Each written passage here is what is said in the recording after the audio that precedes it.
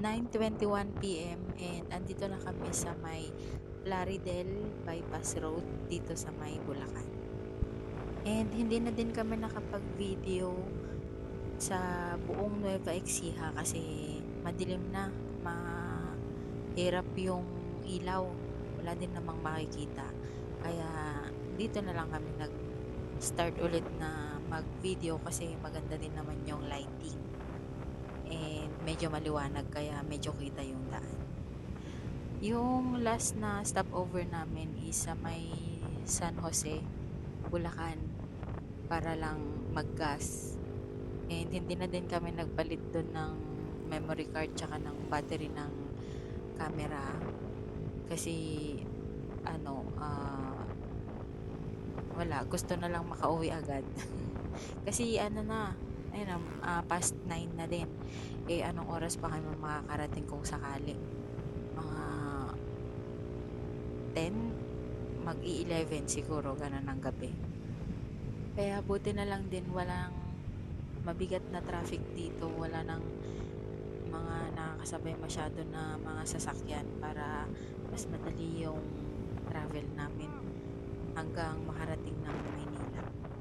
Travel time nga namin is from 11 AM or mga past 11 hanggang siguro mga before 11 PM. Nasa bahay na kami, so almost 12 hours yung naging biyahe namin. Ay, thank God din talaga kasi hindi kami inulan sa daan. Kaya medyo mabilis pa ng konti yung naging biyahe namin. So, bypass road ulit muna kami and titingnan namin kung hanggang saan mararating nung natitira naming space sa memory card tsaka nung battery sa camera.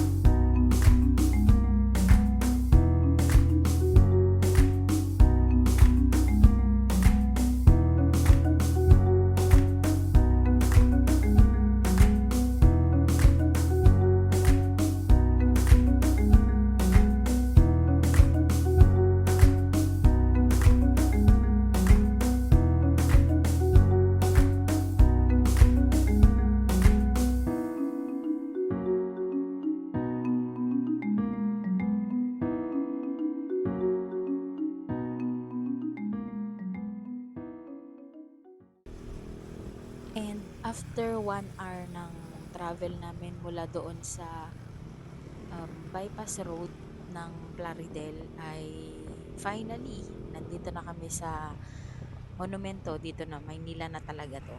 So, konting-konti na lang makakarating na kami talaga. And ito na talaga yung sinasabi nila na back to reality. So, ayun, ganun naman talaga after ng bakasyon, after ng pahinga, trabaho na ulit.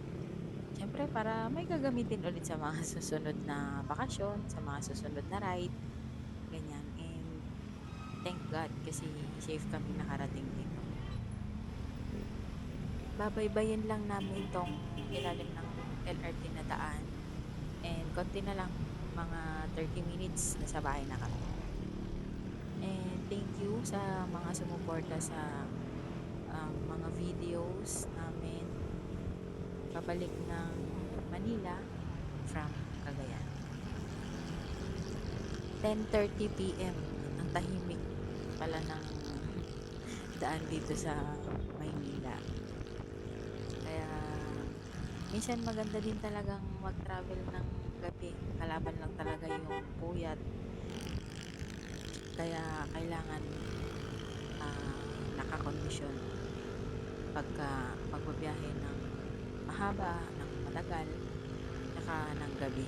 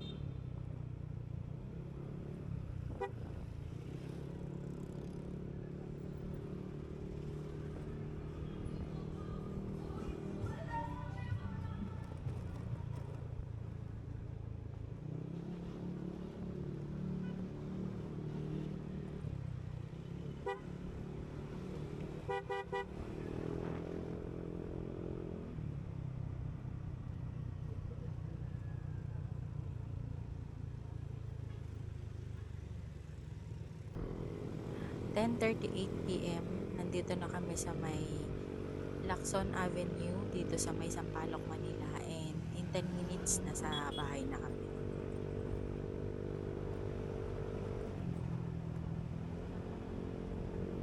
Salamat po ulit sa panonood, and see you sa mga susunod pa naming mga travels. Bye!